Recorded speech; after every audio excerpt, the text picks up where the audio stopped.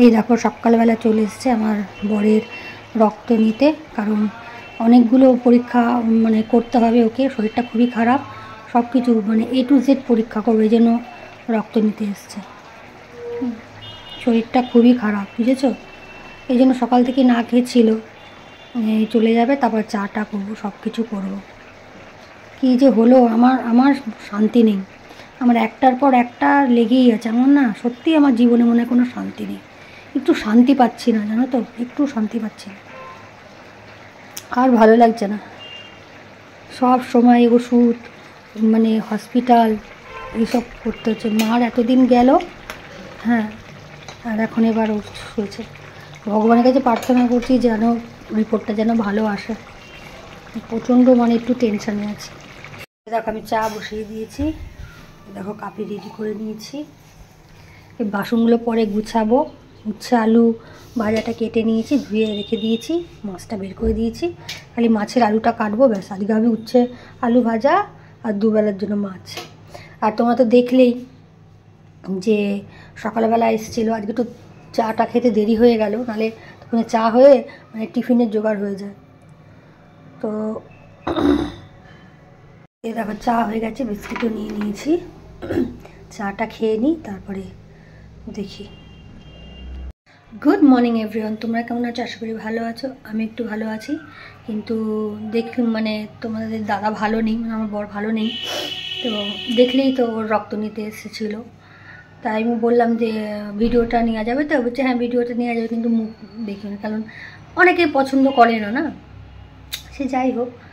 তো এই জন্য রক্ত নিতে এসেছিলো বলে, এই জন্য কিছু তো খেতে পারবে না, রক্ত নিয়ে গেলে এবার তুমি চা করে দেবো, খাওয়ার পর তারপরে টিফিন করে দেবো। টিফিনটা করবো না, টিফিনটা আমার আছেই, ঠিক আছে। গতকাল এনেছিলাম ধোসা, কিন্তু ও বললাম না শরীরটা খারাপ, মানে খেতে পারিনি, ওগুলো ভাত খেতে ইচ্ছা করছে না, ধোসা খাবো।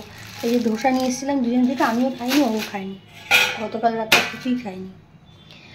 সে যাই হোক, তো চলো যেমন যেমন পারবো তোমাদের তেমন তেমন আমি ভিডিও দেবো। আর বাড়ির কর্তার যদি কিছু হয়ে যায় না, মন মেজাজ সব কিছু খারাপ হয়ে যায়, কিছু ভালো না, কিছু ভালো না। এমনিতেই তো আমার মন মেজাজ ভালো না, মন টন ভালো না, তোমরা জানো। ভগবানের কাছে তোমরা প্রার্থনা করো যাতে তাড়াতাড়ি আমার বরটা সুস্থ হয়ে যাক, শরীরটার খুবই খারাপ। চলো, আমার সব রেডি হয়ে গেছে, মাছটা বের করে আমি নুন হলুদ দিয়ে মাখিয়ে রেখেছি।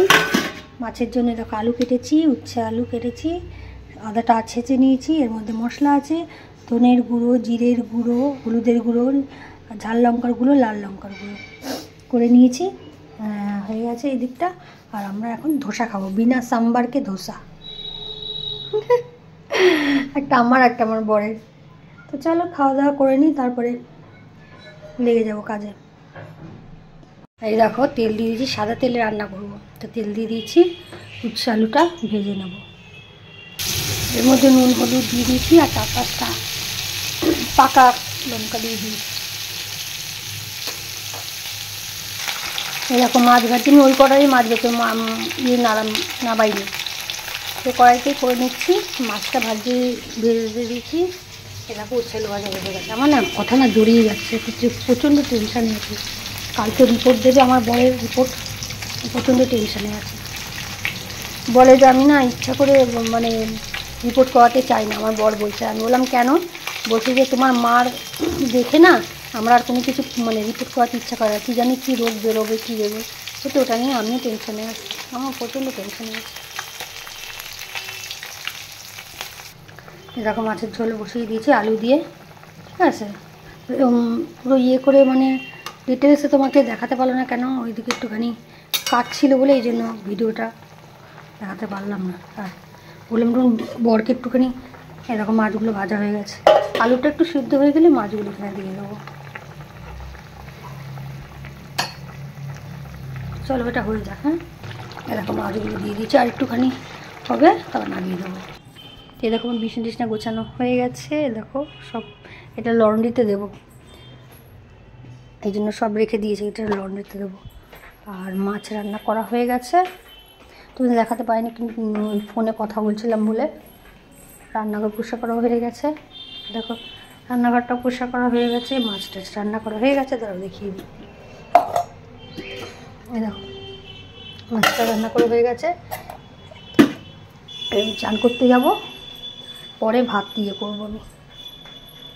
এ দেখো ভাত বেড়ে নিয়েছি, গরম গরম ভাত, উচ্ছে আলু ভাজা, আর এখানে মাছ আমার বরকেও দিয়ে দিয়েছি। চলো খেয়ে দিয়ে নিই, তারপর দেখি আর কি শেয়ার করতে পারি।